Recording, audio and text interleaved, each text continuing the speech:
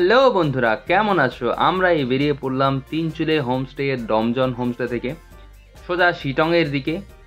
হ্যাঁ, শিটংয়ের দিকের পুরো যাওয়ার রাস্তাটা আমি ভিডিও করিনি। এটা আমরা এখন আছি শিটং।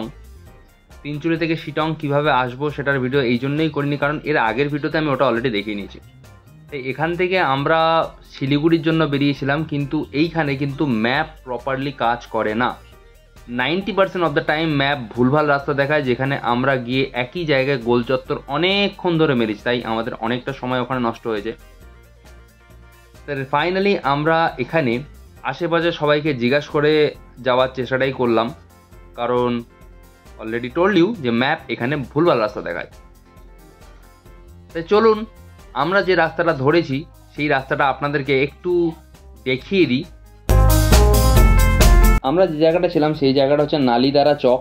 নালিদারা চকের থেকে আমরা উপর দিকে গেলে আমরা তিনচুলের দিকে চলে যাব। সেই জায়গাটা না নিয়ে আমরা ডান দিকের রাস্তাটা নিলাম, আপনারা দেখলেন। ওখান থেকে সোজা বেরিয়ে গেছিলাম, যেহেতু ম্যাপ আমাদের দেখাচ্ছিল, ঠিক আছে। কিন্তু অ্যাকচুয়ালি প্রবলেমটা হচ্ছে কি, ম্যাপ এখানে প্রচণ্ড ভুলভাল রাস্তা দেখায়। তো আপনারা ম্যাপের উপর ভরসা করে যদি এই জায়গাটা যান, তাহলে আপনারা পুরোপুরি ফেসে যাবেন। আমরা 3 থেকে 4 বার এই জায়গাটাই শুধু পাক খেয়েছি ম্যাপের ভরসায়, এই বাজারের মধ্যে দিয়ে গিয়ে সোজা। বাট আলটিমেটলি আমরা যে রাস্তাটা নিলাম সেই রাস্তাটা যদি আপনাদের দেখাই, এখানে জিজ্ঞাসা করার পর বললো এইখান থেকে সোজা একটা রাস্তা নেমে যাচ্ছে ডাইরেক্ট শিলিগুড়ির দিকে। আমরা ওই রাস্তাটাই নেব। ততক্ষণ দেখুন। যেহেতু আমরা রাস্তাটা ভুলে গেছিলাম, তাই এইখান থেকে আমরা জিজ্ঞাসা করে পেছনের রাস্তা থেকে বেরিয়ে যাব, ঠিক আছে। কিন্তু এইখানে সোজা গেলে আমরা ভুলভাল জায়গায় চলে যাচ্ছিলাম, কারণ বারবার এইখানে আমরা ঘুরপাক খাচ্ছিলাম। তাই কি করব, এই সামনেই আমরা একটা লোক বাইক নিয়ে, মানে কেটিএম নিয়ে যাচ্ছিল। সেই তাকে জিজ্ঞাসা করলাম যে কিভাবে যাব।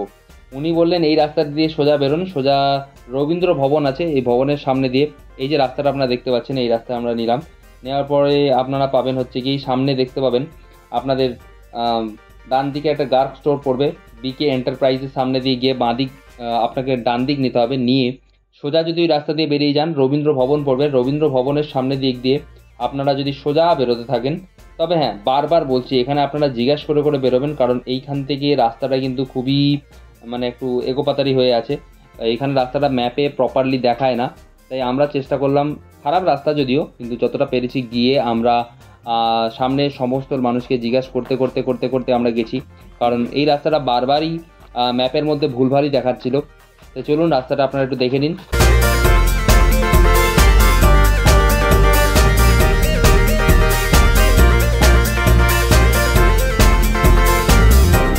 এই জায়গাটার নাম সারান উদয়ন অরুণ লামা চক। সেইখান থেকে আমরা সোজা বেরিয়ে যাচ্ছি। একটা রাস্তা দেখুন ডান দিক দিয়ে সোজা বেরিয়ে গেছে, ওই রাস্তায় আপনারা যাবেন না। মিডিলের রাস্তা দিয়ে সোজা নিচের দিকে নেমে যাবেন। সোজা বলবেন, ওখানে যদি আপনারা বুঝতে অসুবিধা হয় শিলিগুড়িও বলতে পারেন, অথবা বলবেন আমরা রবীন্দ্র ভবন যে ইউনিভার্সিটিটা রয়েছে তার সামনেই যাব। এই রাস্তাটা মোটামুটি ভালো, খারাপ নয়। ওইখান থেকে আপনাকে বেরোতে হবে। অ্যান্ড এইখানে আরেকটা চক পড়বে, সেই চকে থেকে কিন্তু ওখান থেকেও আপনারা সোজা বেরোবেন, মানে নিচের দিকে নামবেন না, উপরের রাস্তা দিয়ে যাবেন। চলুন আমি দেখিয়ে দিচ্ছি আপনাদের।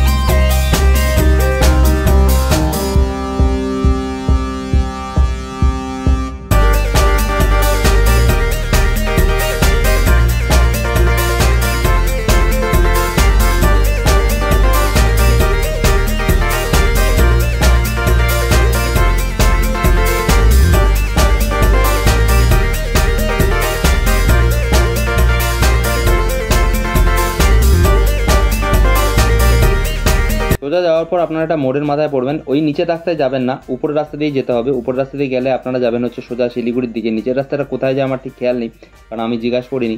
উপরের রাস্তাটা একদম মাখনের মতো রাস্তা, আপনারা সুন্দর আরামসে ক্রুজ করতেও পারবেন। হ্যাঁ, ডেফিনেটলি যেহেতু এটা পাহাড়ি রাস্তা, খুব বেশি ক্রুজ করার চেষ্টা করবেন না, অ্যান্ড খুব জোরে চালানোর চেষ্টা করবেন না। আরামসে যান, আরামসে ভিউটাকে এনজয় করতে করতে যান। খুবই সুন্দর দৃশ্য আছে এই রাস্তার মধ্যে দেখতে, অ্যান্ড খুবই সুন্দর আপনাদের রয়েছে মানে ভিউজ রয়েছে, সাথে মানে কি বলবো অ্যাটমসফিয়ার রয়েছে। আর আপনারা যে দার্জিলিং থেকে যখন এই নিচে নামবেন না শিলিগুড়ির দিকে, তখন আপনারা ডেফিনেটলি বুঝতে পারবেন খুব ভালো করে যে আপনাদের ওয়েদারটা কতটা চেঞ্জ হয়ে যাচ্ছে। তো চলুন রাস্তাটা একটু দেখে নিন।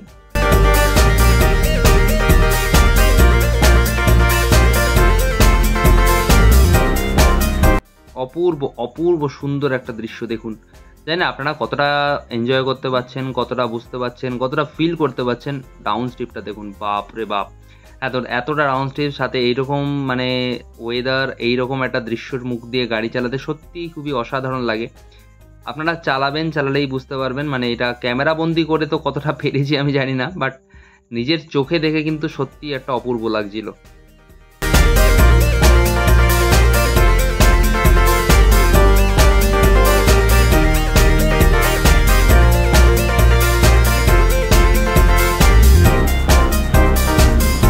আমার সামনে যিনি যাচ্ছিলেন NX500 নিয়ে, তার আমি নোটিস করি যে তার ব্যাগের স্ট্রিপটা কি খোলা ছিল, মানে টেল ব্যাগ যেটা বাঁধা রয়েছে সেই স্ট্রিপটা খোলা রয়েছে।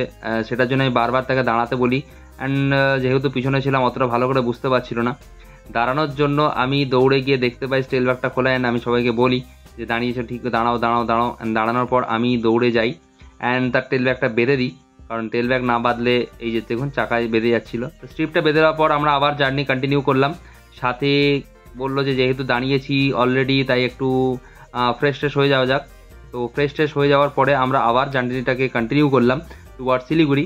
তো রাস্তা তো এরকমই, রাস্তাটা খুবই সুন্দর। রাস্তার মধ্যে মাঝে মাঝে এরকম একটা কিছু প্যাচ আছে, বাট খারাপ রাস্তা নয়। আপনারা চালিয়ে অসাধারণ আনন্দ পাবেন, অসাধারণ মজা পাবেন, অসাধারণ মস্তি করতে পারবেন। তো যারা প্ল্যান করছো তিনচুলে বা দার্জিলিং থেকে বা শিটং থেকে শিলিগুড়ি যাওয়ার, এই রাস্তাটা আপনারা মানে আরামসে নিতে পারেন। খুব সুন্দরই রাস্তা দেখে মানে রাস্তায় গাড়ি চালিয়ে আপনাদের খুবই অপূর্ব লাগবে। সাথে এইরকম একটা দৃশ্য মিস করা তো যায় না, মানে ভবিষ্যতে আবার কখন দেখতে পাবেন আমিও জানি না। তো রাস্তাটা কিছুটা এনজয় করুন আর চলুন শিলিগুড়ি।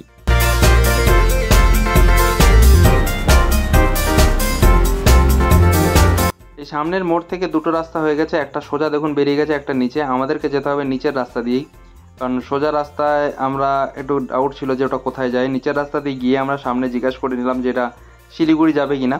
সোজা রাস্তাটা আমরা অ্যাকচুয়ালি কনফিউশন ছিল কি ওটা মেবি শিলিগুড়ির দিকে যায়, বাট এইখানে রাস্তাটা খুবই খারাপ। তো সাবধানে গাড়ি চালাবেন, যদি বৃষ্টি থাকে বা জল এরকম পড়ে থাকলে রাস্তায় কিন্তু চাকা স্কিড করতে পারে। তো be careful on that road, and অবশ্যই বারবার বলছি জিজ্ঞাসা করে নেবেন, কারণ ম্যাপ এই জায়গাটা একটু কনফিউশন ক্রিয়েট করে দেয়, ভালো মতো কনফিউশন ক্রিয়েট করে, যার ফলে আমরা কিন্তু একটা সময় প্রচুর পাক খেয়েছি।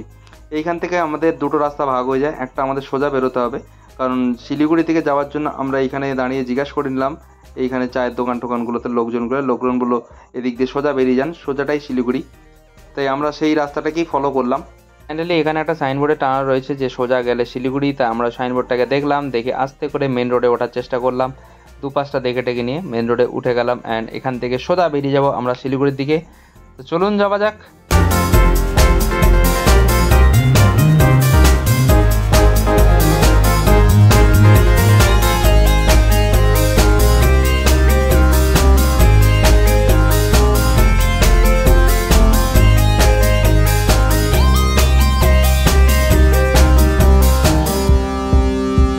তো ফাইনালি আমরা এত দূর আসার পর মনে হলো যে গাড়িতে একটু তেল ভরে নেওয়া উচিত, যেহেতু আমাদের দুটো বড় বাইক ছিল বিগ ড্যাডিজ, তাদের তেলটা মনে হয় শেষ হয়ে গেছিলো, তাই আমরা একটু পেট্রোল পাম্পে দাঁড়ালাম তেল ভরার জন্য। তো ফাইনালি আমাদের তেল ভরা হয়ে গেছে, সবাই ফুল ট্যাঙ্ক করিয়ে নিয়েছি এখান থেকে।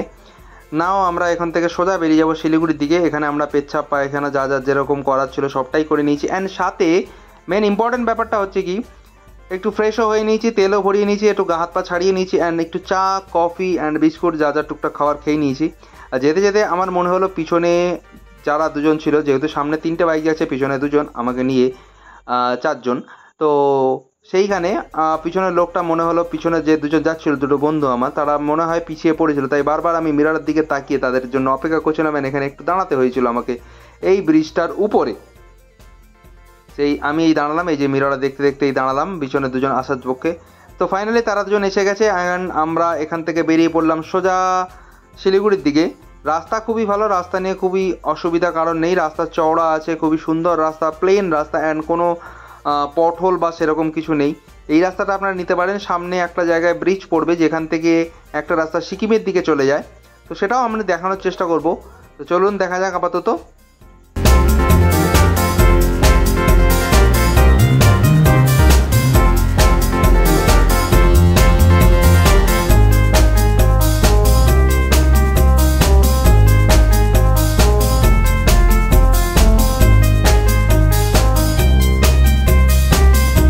এই রাস্তাটা ভালোই আছে, কিন্তু মধ্যিখানে কিছু কিছু জায়গায় এরকম খারাপ আছে, যার ফলে রাস্তায় প্রচুর পরিমাণে জ্যাম হয়। আমি কিছু দূর গিয়ে জ্যামে প্রচণ্ড পরিমাণে ফেসেছিলাম, নট আমি, সবাই মিলে। তো মধ্যিখানে এরকম প্রচুর পরিমাণে ধুলো উঠবে অ্যান্ড প্রচুর খারাপ জায়গা রয়েছে, তবে বেশিটা নয়, একদমই কম জায়গায়। অ্যান্ড বাকি রাস্তা কিন্তু খুবই ভালো, খুবই মসৃণ, খুবই প্লেন, সেখানে আপনারা ভালো আরামসে ক্রুজ করতে পারবেন, সেই নিয়ে অসুবিধা নেই। কিন্তু কিছু কিছু জায়গায় এরকম খারাপ প্যাচ রয়েছে, যেগুলো আপনারা দেখতে পাচ্ছেন, আমি ক্যামেরার মধ্যে আনার চেষ্টা করছি পুরোটাই। তো যা দেখছি রাস্তা কিন্তু খুবই সুন্দর, মধ্যিখানে এই যে কিছু কিছু জায়গা রয়েছে যেগুলো খারাপ ছাড়া আমি যেটা আপনাদের দেখানোর চেষ্টা করছি সেটাই হচ্ছে কি খারাপ রাস্তা। এছাড়া কিন্তু পুরো রাস্তাটাই ভালো, আপনাদের কোনো প্রবলেম হবে না চালাতে। কিন্তু এই যে গাড়িগুলো গেলে এই খারাপ রাস্তার উপর দিয়ে না প্রচণ্ড পরিমাণে ধুলো ওড়ায়, যাতে আপনার পুরো ভিশনটাই ব্লক করে দেয়। তো সেই জায়গাগুলো যদি আমরা একটুখানি স্কিপ করে দিই, মানে বাদ দিয়ে দিই, তাহলে কিন্তু বাকি কোনো রাস্তায় কিন্তু কোনো ডাউট নেই আপনারা দারুণ চালাতে পারবেন, ঠিক আছে। তো আমরা সবাই মিলে যে জিনিসটা করলাম সেটা হচ্ছে কি খুব সুন্দর রাইড করে এসেছি, আমাদের কোনো অসুবিধা কিছুই হয়নি। ওই খারাপ জায়গাটুকু ছেড়ে যদি দেন, দেখুন সব রাস্তা তো ভালো পাওয়া যায় না, তাই একটু একটু জায়গা আপনাদের খারাপ হতে পারে, সেই জায়গাগুলো আপনাদের মানে একটু ম্যানেজ করতে হবে, আর কিছু না। যেমন এই জায়গাটা খারাপ, আবার মধ্যিখানে আগে খারাপ ছিল, যার জন্য মেনলি জামটা যেটা হচ্ছে না, আমরা যে জামটা পাচ্ছি বারবার, সেটার মেন রিজনটা হচ্ছে এই খারাপ জায়গায় কী হয়, গাড়িগুলো ঠিকঠাক করে যেতে পারে না। এই যে দেখুন জামটা পড়ছে, তার কারণই হচ্ছে গাড়িটা ঠিকঠাক করে যেতে পারছে না, একটা সাইড যেতে পারছে ঠিকঠাক করে, আরেকটা সাইডকে আটকে দেওয়া হচ্ছে, তো সেই কারণে জামটা হয়ে যাচ্ছে।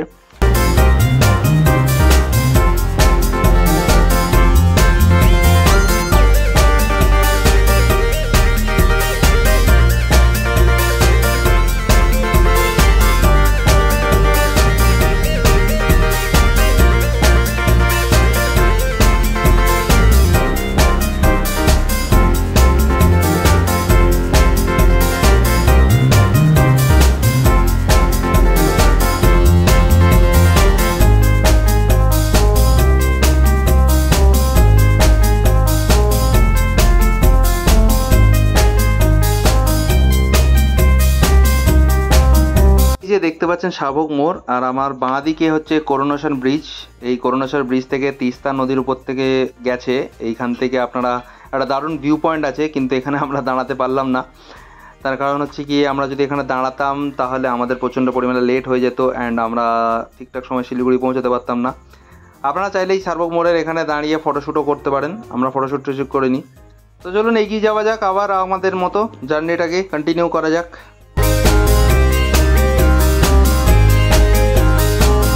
তো ফাইনালি আমরা শিলিগুড়ির মধ্যে এন্টার করে গেছি। এখান থেকে সোজা গেলে হচ্ছে আমাদের বাগডোগরা। তো এখান থেকে আমরা বেরিয়ে যাব এবার টুকটুক করে, তিস্তা নদীর উপর দিয়ে বেরিয়ে যাচ্ছি আবার। তো আমরা শিলিগুড়ির মধ্যে এন্টার করে গেছি। এইখানে রাস্তাটাও খুবই ভালো, কিন্তু একটু ন্যারো কম্পারেটিভ দিস, মানে আগে যে রাস্তাটা ছিল। রাস্তা ভালো, রাস্তা নিয়ে কোনো ডাউট নেই, রাস্তা নিয়ে কোনো খারাপ মানে কোনো কমেন্ট নেই, কিছুই নেই। তো চলুন যাওয়া যাক বাগডোগরা। সবাই যেহেতু গাড়ি চালাতে অনেকক্ষণ গাড়ি চালিয়ে ফেলেছে অ্যান্ড ফ্যাটিক হয়ে গেছে, তাই আমরা ভাবলাম এইখানে একটু দাঁড়িয়ে একটু ফ্রেশ হয়ে নিই। তাই চলুন একটু দাঁড়িয়ে নিই, আবার জার্নিটা শুরু করা যাক। তো আমাদের দাঁড়ানো কমপ্লিট হয়ে গেছে, ফ্রেশ হয়ে গেছি, and now we are going to Bagdogra. আমরা আবার এখান থেকে জার্নিটা স্টার্ট করলাম বাগডোগরা দিতে যাওয়ার জন্য।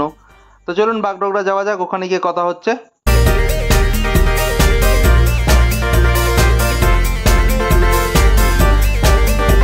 ফাইনালি আমরা বাগডোগরা পৌঁছে গেছি। আপনারা দেখতে পাবেন ডান দিকে হচ্ছে এয়ারপোর্টের ফ্লাইওভারগুলো রয়েছে, মানে এয়ার লাইনগুলো রয়েছে, যেখান থেকে প্লেন টেক অফ করে ল্যান্ড করে। এই জায়গাটা অনেক বড় চওড়া রাস্তা, অ্যান্ড বাগডোগরা সেই বিখ্যাত জাম আমরা পড়েছি। তো আমরা গুতিয়ে যাওয়ার চেষ্টা করছি আস্তে আস্তে, সাইড দিয়ে এদিক ওদিক যেভাবে হোক।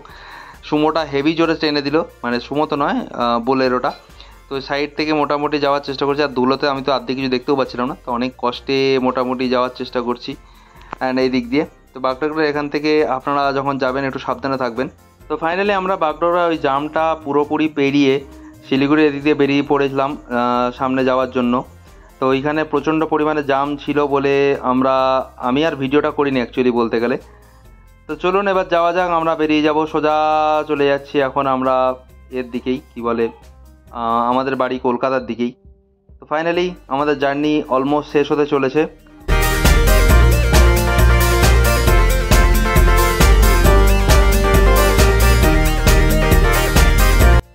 ये अमीर वेटर जो सैमसंग S24 लेके वेट ऑर्डर ले रहे हैं, इतना अमीर वेटर कभी देखे हो जिंदगी में?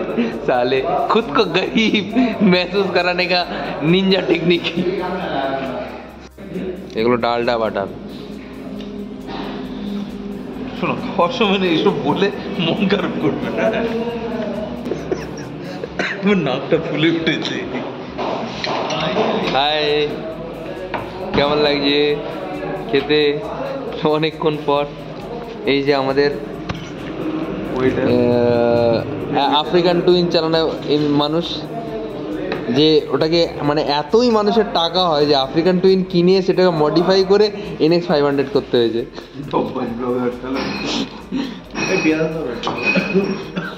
এই যে আমাদের হিটলার, অ্যাডলফ হিটলার। আমরা অনেকক্ষণ গাড়ি চালানোর পর আমরা টায়ার্ড হয়ে গেছিলাম, শুধু আপনারা ওয়েদারটাকে দেখুন অ্যান্ড এনজয় করুন। এরকম রাস্তায় আপনারা জানি না কখন গাড়ি চালাতে পারবেন, জাস্ট অসাধারণ ওয়েদার। হ্যাঁ, তো ফাইনালি আমি যেটা বলছিলাম যে আমরা গাড়ি অনেকক্ষণ চালানোর পর রাতের বেলার দিকে আমরা যে টায়ার্ড হয়ে যাই, তাই একটা রেস্টুরেন্টে বসে আমরা খাওয়া দাওয়া করি অ্যান্ড করি, একটু রিল্যাক্স হই। তারপরে আবার ভোরবেলা থেকে আমাদের জার্নিটা কমপ্লিট করি, যেহেতু আমাদের কলকাতা পৌঁছানো ছিলই। বাট আনফর্চুনেটলি আমরা দাঁড়াইনি, আমরা জাস্ট ওই রেস্টুরেন্টে বসে একটু হেলান দিয়ে মানে একটু রেস্ট নিয়ে খাওয়া দাওয়া করে বেরিয়ে পড়লাম আবার বহরমপুর থেকে। ওটা আমরা ছিলাম বহরমপুরের একটা ধাবাতে, পাঞ্জাবি ধাবাতে বেসিক্যালি। তো এবার মেন ব্যাপারটা হচ্ছে কি, আমাদের এই জার্নিতে টোটাল খরচা কত হলো দেখুন। অন অ্যান এভারেজ যদি ধরা যায় পার হেড 16,000 16,000 টাকা করে খরচা হয়েছে, ইনক্লুডিং গাড়ির তেল, থাকা, খাওয়া সব ধরে। তো কিছু উপর নিচে হতে পারে, যেহেতু আমরা যে মানে হোমস্টেতে ছিলাম দুটোতেই, একটা শিটংয়ে আর একটা হচ্ছে তোমার তিনচুলিতে, সেই দুটোতেই নিয়ার অ্যাবাউট 1100 থেকে 1500 টাকা পার হেড করে আপনাদের পড়েছে, ইনক্লুডিং 3 টাইম খাওয়া। 3 টাইম তো বলা যাবে না, 4 টাইম খাওয়া, breakfast, lunch, snacks and dinner. তো 4 টাইম খাওয়া ছিল সেখানে, আমরা যেহেতু লাঞ্চটা করতেই পারিনি। তো সব কিছু ধরে মোটামুটি 16,000 টাকা পার হেড পড়েছে অন অ্যান অ্যাভারেজ। এবার গাড়ির তেল যদি কারোর বেশি লেগে থাকে সেটা লাগতে পারে, কিন্তু আমাদের CB 350 অনুযায়ী ওরকমই অ্যারাউন্ড পড়েছে, ওর থেকে কমই হবে। বাট আমি অ্যাভারেজ ওটা বলছি, যেহেতু আমি বাড়ি অবধি গিয়েও আমার গাড়িতে তেল ছিল। তো বন্ধুরা, এই আমার দার্জিলিংয়ের টোটাল ট্রিপ অ্যান্ড এক্সপেন্স আমি কমপ্লিট করলাম। হ্যাঁ, কোথায় কোথায় থেকেছি হয়তো আমি সেটা বলে দিয়েছি, কিন্তু ভালো করে আমি দেখাতে পারিনি, সেটার জন্য আমি খুবই দুঃখিত। বাট আপনারা যদি চান এইসব জায়গাগুলো থাকতে পারেন, খুবই ভালো একটা জায়গা। স্পেশালি তিনচুলেতে যে ডমজম হোমস্টেতে আমরা ছিলাম, ওটা খুবই ভালো। ওখানে রান্নাটা পুরোপুরি ঘরে ঘরে নিজেরা রান্না করে দেয়। তো সেইখানে বলতে পারেন আমি রান্না অ্যান্ড খাওয়া দাওয়ার জন্য আউট অফ 5 আমি 6 স্টার দেবো। কিন্তু পূজান হোমস্টে যেটাতে আমরা ছিলাম সেটা অতি জঘন্য, মানে এতটাই জঘন্য যেটা আমি মানে আমার শত্রুকেও রেকমেন্ড করবো না, এরকম একটা ব্যাপার। তো আপনারা চাইলে দমজন হোমস্টেতে থাকতে পারেন, তিনচুলেতে একটু দূরে অ্যান্ড অফবিট লোকেশনে। তো ওইখানে ওয়াইফাইও আছে, আপনারা আরামসে ইউজ করতে পারেন। তো চলুন বন্ধুরা, আজকের ভিডিওটা এখানে অবধি, আমার দার্জিলিং ট্রিপ এখানে অবধি শেষ। আবার দেখা হচ্ছে অন্য কোনো ভিডিওতে।